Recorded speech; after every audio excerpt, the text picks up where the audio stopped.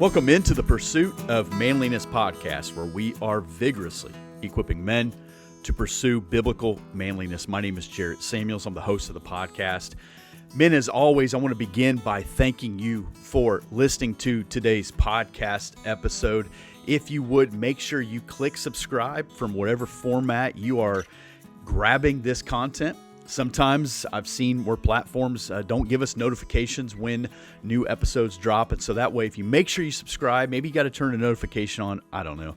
But if you do that, you're always notified when there is a new podcast episode. We have about 3 episodes per week. So one on Monday, one on Wednesday, one on Friday. And I don't want you to miss that. There's a couple things I want to get to on the onset here. Number one, our fall men's retreat. For some of you guys, you're like, you talking about that thing again? That's right, for a couple reasons. One, September 29th, 30th, Indianapolis. I want to make sure you don't miss this if you want to be here. If you're one of those guys that kind of, you're not sure if you're going to go or not, and you're going to wait till maybe it fills up, and you can say, oh, shoot, I was going to go, but it filled up. Well, you're about to get your wish, because we are 45 spots away from maxing out what we can take on our campus. Okay, so if you got the email from me this weekend that said, hey, we have like 11 spots left, if you want to get the gear, whatever, that ship has sailed. We are down to like 45 spots left. That's what we could take. That's what we can seat in our worship center. That's what we can feed in our gym, etc. So 45 spots. I want to encourage you, secure your spot. We have people who are reaching out, reserving a number of spots at a time. So if you're thinking about going, or you're thinking about bringing your son or someone from church or whatever, and you're like, I'm just dragging my feet, you'll probably be that guy that says, it's too late, whatever. I want you to be here. But if you're not sure, maybe this one isn't for you. Maybe there's a different men's retreat for you. But for those guys that want to go, listen, man, it is an excellent weekend of worship, good food. We have challenging messages. We have just a great opportunity to build some community. You're going to be around a lot of guys from all different parts of the world, literally. We have a guy found out the other day who will be riding his motorcycle from somewhere out in Washington, a 3-day journey to get here to Indianapolis. He should be really fresh by the time he gets here. But guys are going to camp out in, RVs, vehicles on the ground, Airbnb, hotels, whatever. We're blessed that we have a lot of hotels in our area. So make sure you go to the pursuitofmanliness.com. And in the gear store, it's the first icon, Men's Retreat 2023. Click on that, reserve your spot today. Here's the next thing.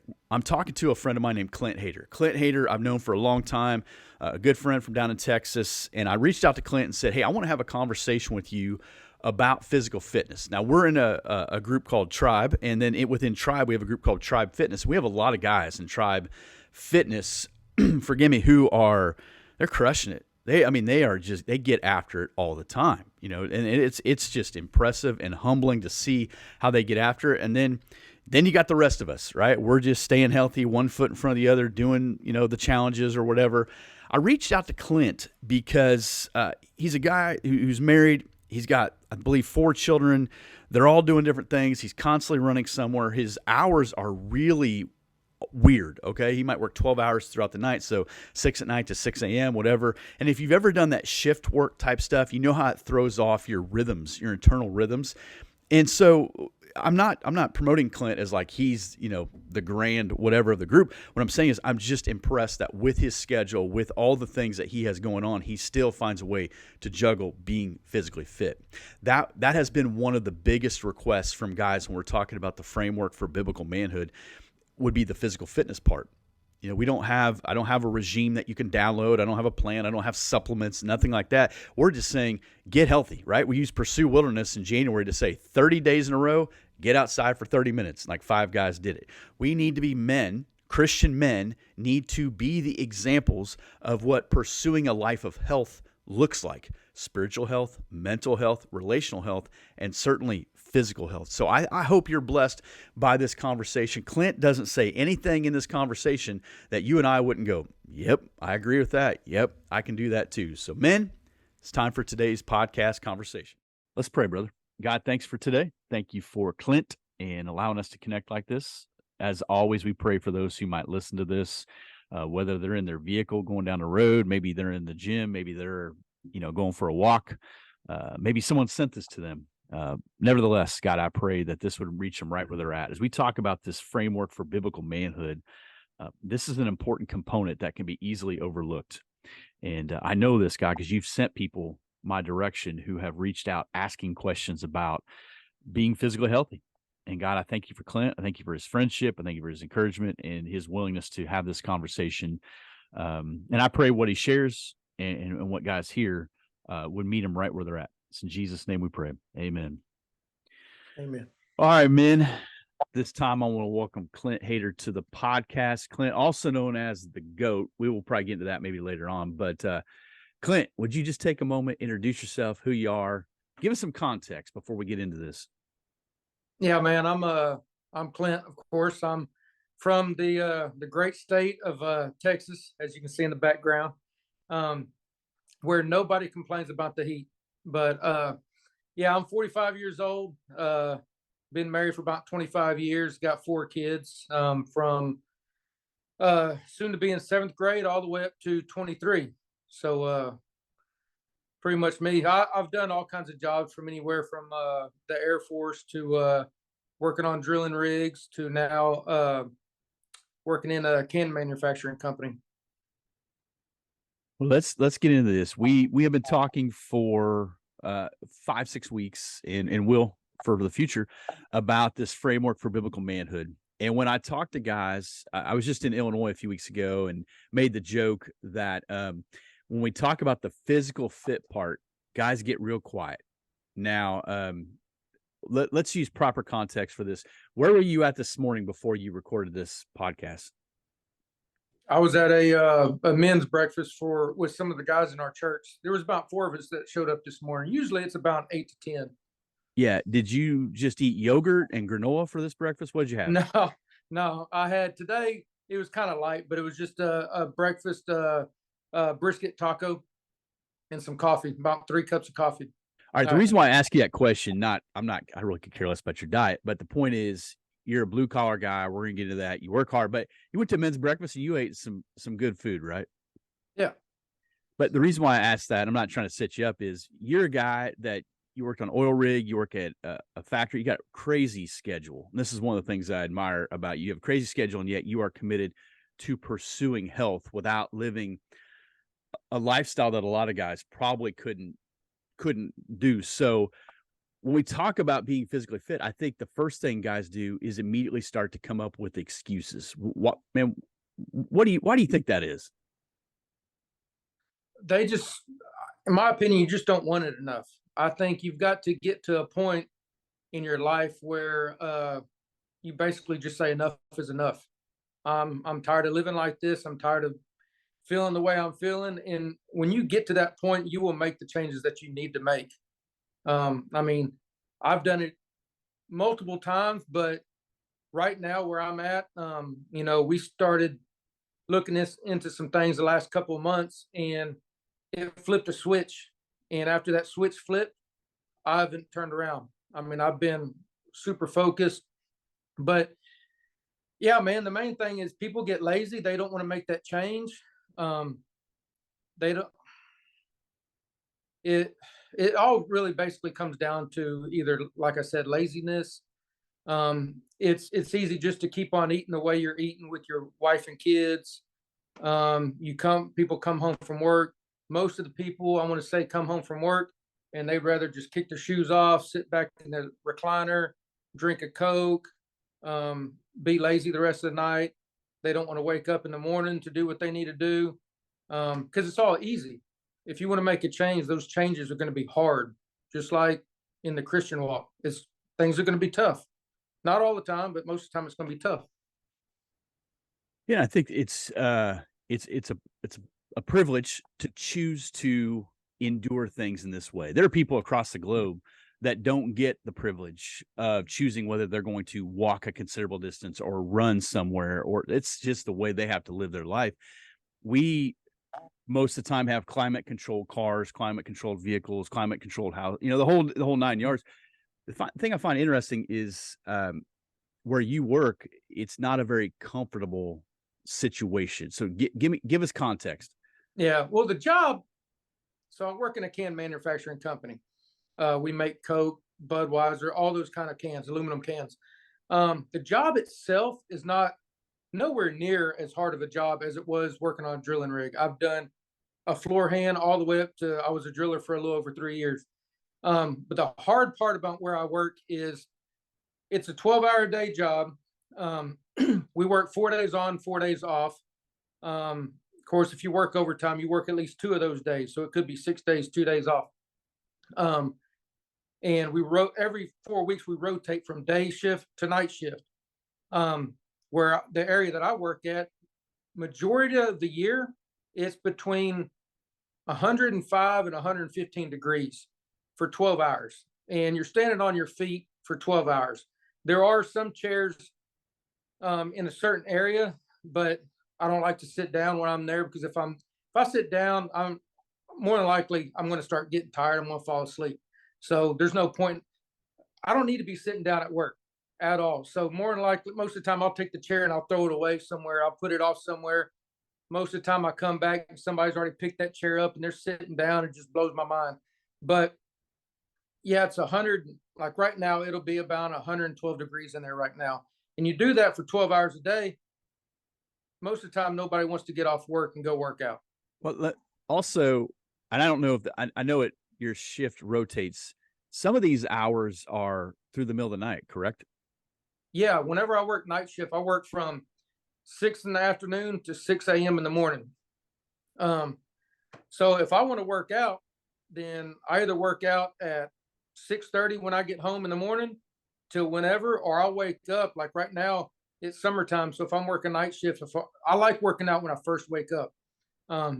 So if I do that, then I'm waking up at 1:30, 2 o'clock in the afternoon, and it's over 100 degrees out here. And right now I'm in my garage starting to sweat a little bit, and it's, a little after 10 o'clock in the morning. But so you got to kind of figure out where you want to do things, what time you want to do things. Not only that, but whenever you work the night shift schedule, when you get off of your 4 days, then you're on day shift at home. So you got to swap over from 4 days of working in the middle of the night to being back on a regular, normal living schedule with your family. So during that month of nights, you never get on a good schedule. Your body is so messed up during that month of nights. And you reference that because we're not using our family as an excuse. We're not blaming them for anything. You're married, you got 4 kids, they're crazy involved in stuff. You and I have messaged before, like, hey, I'm running this kid to here, there. We just talked a few minutes ago, my wife and I, about Wednesday and all the places the kids need to go and how we're going to pull that off and whatever. It's a privilege to get to do that. What I'm saying is, you're doing that in spite of all those things, because it would be easy to make the excuse in this season of life, I just can't, whatever. How has pursuing physical fitness, how does that help you mentally when you are running those kids all those places, or you're working in 106-degree heat when a bunch of guys are complaining and you're choosing not to? How does that being physically fit help you become mentally stronger?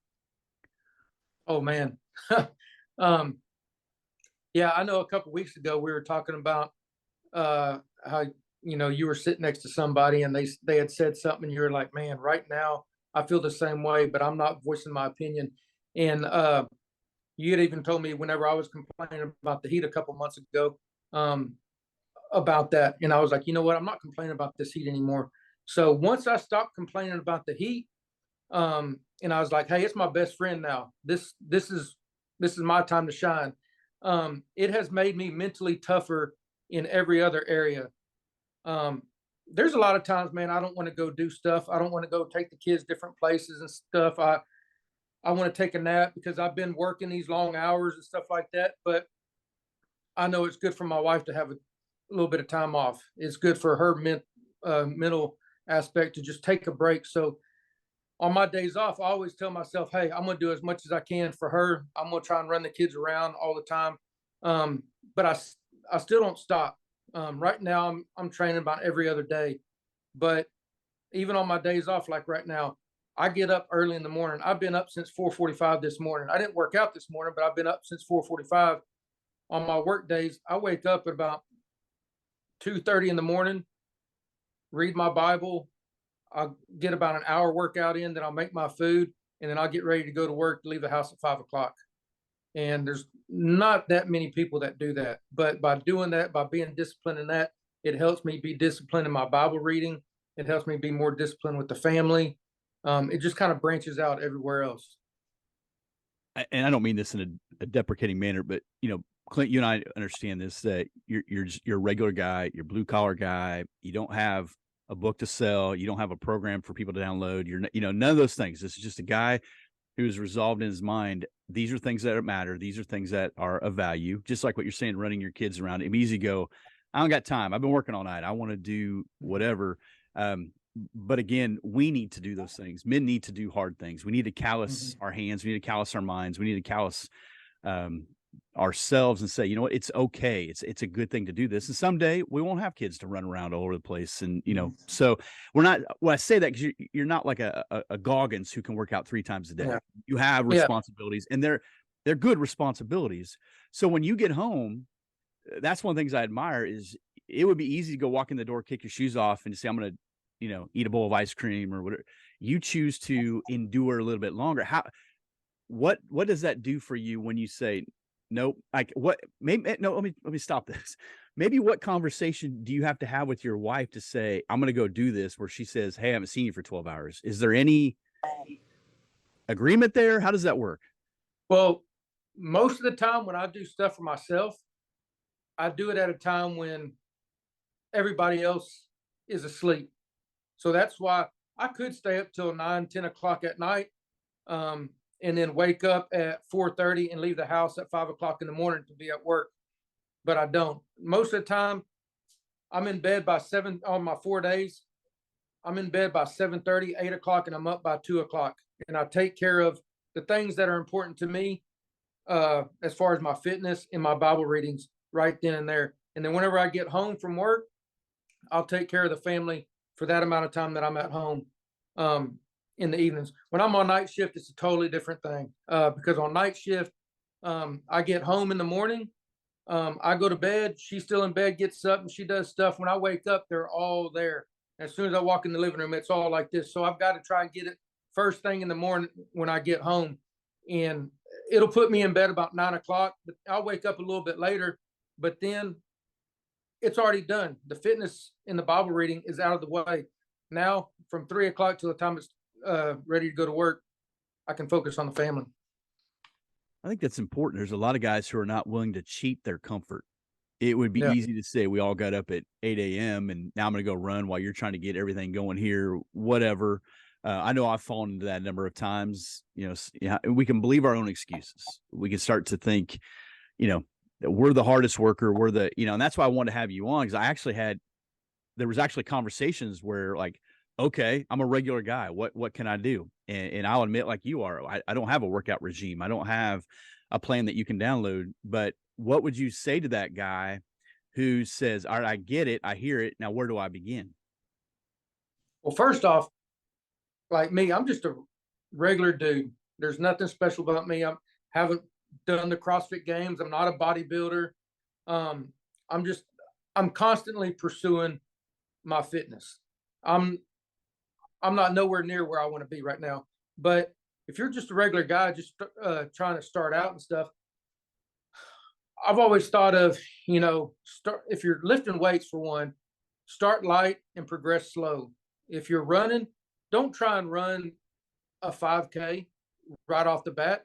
There's an app. I'm actually using it right now because I haven't run in quite a few years, and I'm just now getting back into running over the last couple months. Even though I'm trying to do it a little bit different way, I'm running with my weight vest on. Ever since I left the drilling rig 3 years ago, I throw a 20-pound weight vest on, and I go walk 3 to 5 miles a couple times a week. Now I'm using an app called Couch to 5K, C2 5K, and it's got an 8-week program.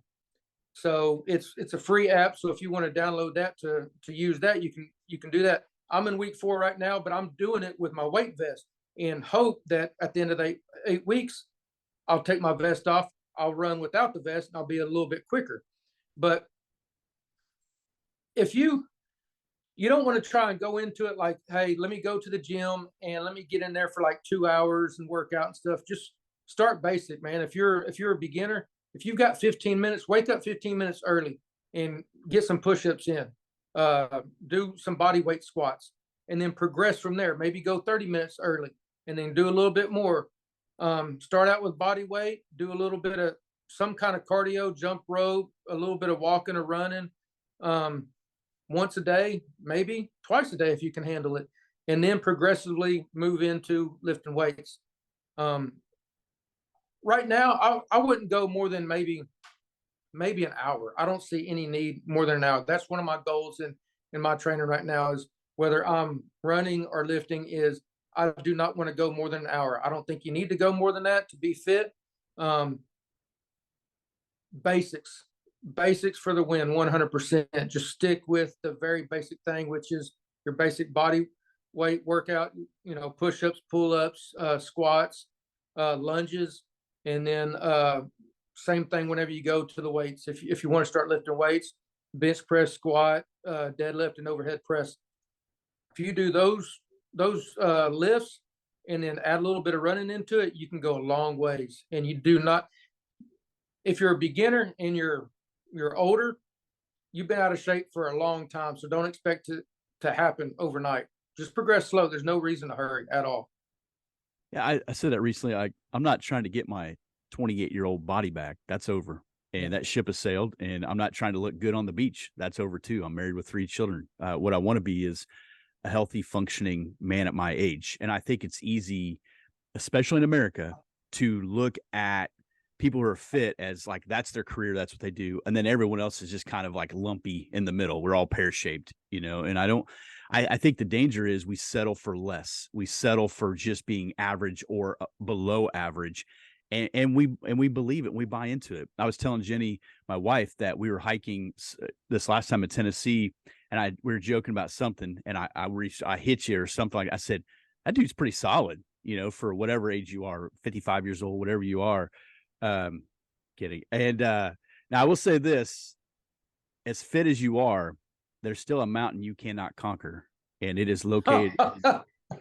Blade, Kentucky. I mean, in all fairness, he got 150 feet up the mountain, but no, it was way more than that. It's probably at least a quarter, maybe halfway up the top. You okay? There was a good effort. Did they talk about repentance at that men's breakfast today of our sin? One of the things you mentioned, and I get a lot of questions about, and I don't know. I got it because you got it. If I'm honest, I got it on a Zoom call one day because you mentioned it, and I thought, well, I want one. Is this weighted vest? What is it? What's the advantage? What could be the disadvantage? Maybe you get too much weighted vest. Tell our guys what this is. Yeah, man, I like using a weighted vest because you can do body weight stuff with the weighted vest. You don't have to put a bar on your back that loads you in a certain position. A lot of people don't have the mobility to get their shoulders back like this. But it's so versatile. You can use a weighted vest to do all kinds of stuff. But I wouldn't say go more than 10% your body weight. Yeah, you can get vests that go up to 80 pounds. But right now I'm sitting about 203 pounds. My vest is 20 pounds. So is yours. In my opinion, there's no need in anymore. You can do all kinds of things with it. You can run up and down bleachers. You can do pull-ups if you're strong enough. You can do dips with it. You can push-ups, squats, lunges, everything. And it basically with the vest on, I weigh 223 pounds. It makes me feel like I'm a lot bigger than what I am. You take it off, like sometimes I'll do my couch to 5K run. I'll get about, in that 30 minutes, I'll get almost 2.5 miles. And then I'll take that off and I'll run a little bit more. And man, I feel a lot lighter. I can go a lot farther. It's just another tool that you can use without having all this expensive equipment. Like I've got the squat rack right here. I've got a barbell. Equipment costs a lot. I got this for free from a buddy of mine, but equipment costs. You can make your stuff. There's a lot of YouTube videos out there that you can make different kinds of equipment, or you can just use what you can. I've got some rings over here that I made from some PVC pipe that I've got hanging from the ceiling with some straps. I've got some rubber bands over here, different thickness bands that you can use. You can get in good shape using basic stuff. The main thing is just consistency. And that's with the jobs that I've had, that's the main problem I've had up until this year was consistency. With this job I've had, I've struggled trying to figure out when is the best time for me to work out. What's the best thing to do? Because I keep on trying to do stuff I used to do back 10 years ago. I'm 45 now. I probably could do the same things, but I got to build up to it. So it took me a long time to figure out what I needed to do. And now once I figured it out, the best time for me to train, that's the time I'm going to train. And if I put it on the schedule, I'm not going to miss it. I know when I first got my weighted vest, I had the same one you do. It's on Amazon. I don't know the brand, but it doesn't matter. Whatever one is comfortable for you and your build, whatever.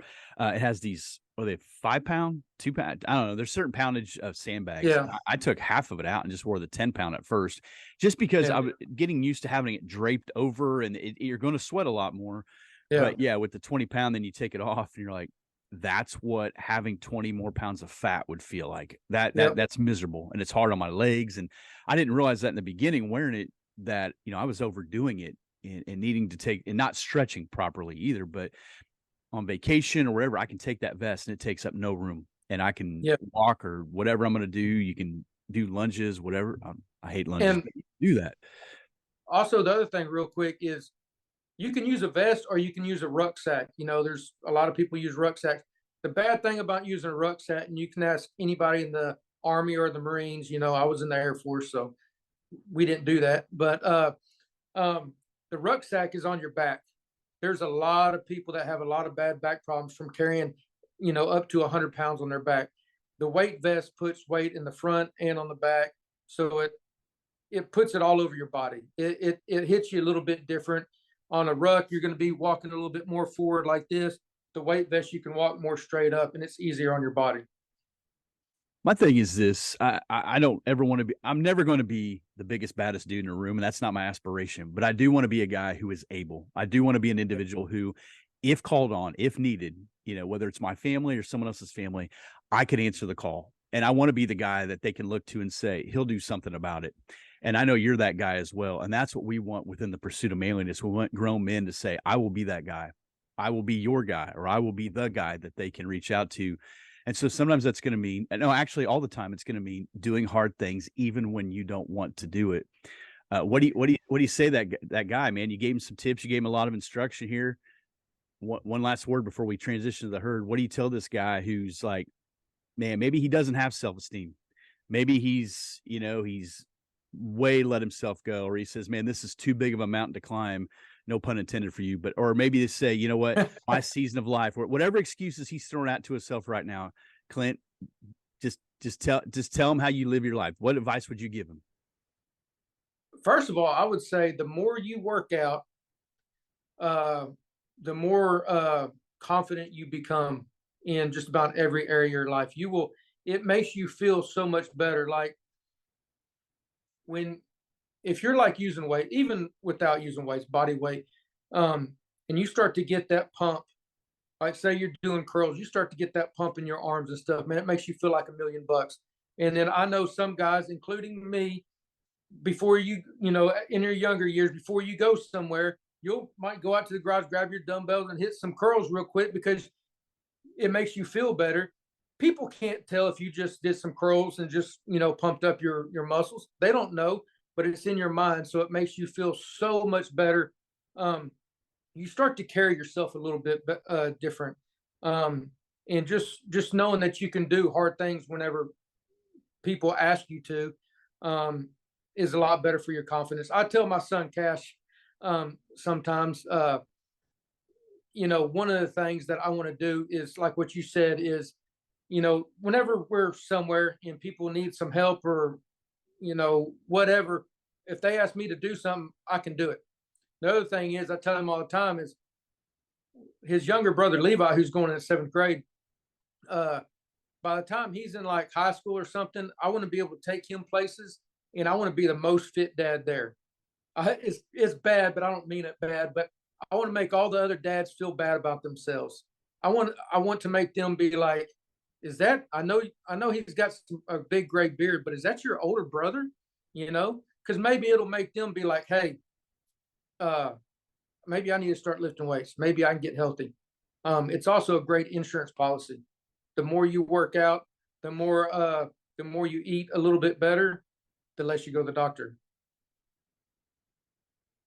Well, we know as you get older, it doesn't get easier. You know, mobility gets less, metabolism gets less, everything gets less. We got to pee more, you know, those things, and you're not going to get it back. So keep moving while you're moving. I tell my wife all the time, I never want to be the weak one. I never want to be the guy that say, hey, hold up, Samuels is kind of, you know, he's in the back, he's struck. I don't want to be that guy. And I'm not knocking that guy who is in those scenarios, but except when you fall in the creek. Except when I you did. fall in the creek and drop your coffee. Man, I did fall in the. I fell in the creek. There is no video footage, so I'm outing myself here. I rushed crossing the creek and I had a full cup of coffee, and I spilled it. Now the guys got on me saying, "Man, you looked like you died. You just laid there." You know what was honestly going through my head? I just spilled a whole cup of coffee. I'm in the middle of a hike, and I brought this big cup of coffee, and it now is just going down the creek, and I hiked the rest of the way wet, but I'm better for it. Now I bring a thermos, so I don't have to worry about spilling the coffee when I fall on my face. But I don't want to be the person. And so I'm not knocking the person that is, because somebody's going to be that, but have a little fire in your belly that says, no, I'm not going to live like that. I want to be, as long as I'm able, to do the things I need to do, you know, and that's what I appreciate about you. And it's begin to eliminate your excuses, begin to wipe out the things you could complain about, and just embrace it. Be rare. Be uncommon amongst the common, because, you know, in your own work, there's a lot of guys griping and moaning, and it makes that shift go so much longer, right? Yes, 100%. Well, Clint, I got a question. Actually, I want to talk about Tribe Fitness, and we're not promoting Tribe Fitness as much as I want to talk about the challenges we've had the last couple months, and just some of your takeaways in that. I mean, we have a really cool community of guys of all different spectrums of health and age and all that stuff. But we're gonna save that conversation for the herd. Once again, men, I want to personally thank you for listening to today's show. If you would, make sure you take a second, check out the links in the show notes. There's a link to our men's retreat. There's a link to join the herd. That's a community we talk about quite a bit.